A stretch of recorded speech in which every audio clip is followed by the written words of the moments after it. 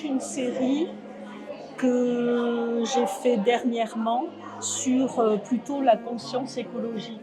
C'est ça qui m'a inspirée. Donc ce sont des personnages mi-animaux, mi-humains. Vous pouvez regarder de l'autre côté. Celle-ci s'appelle Artémis. Voilà.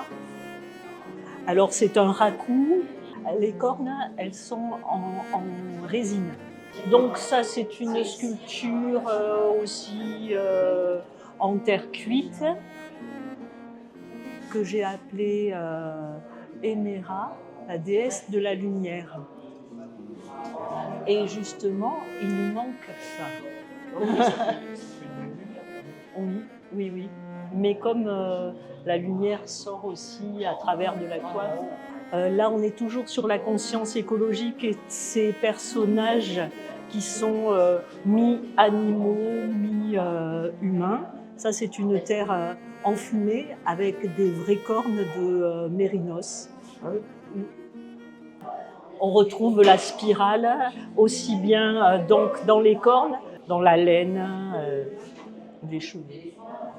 Là, c'est donc mi-homme, mi-végétal, donc une tête humaine qui sort d'un arbre. Et presque la patine donne aussi un aspect de bois.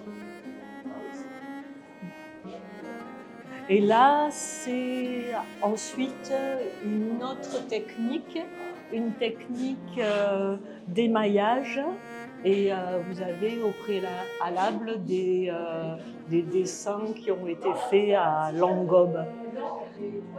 Et vous pouvez faire le tour de la sculpture. Il y a les coquelicots derrière. Cette femme est à moitié lapin, elle court dans un champ de coquelicots. Ce qui nous rapproche encore de la nature.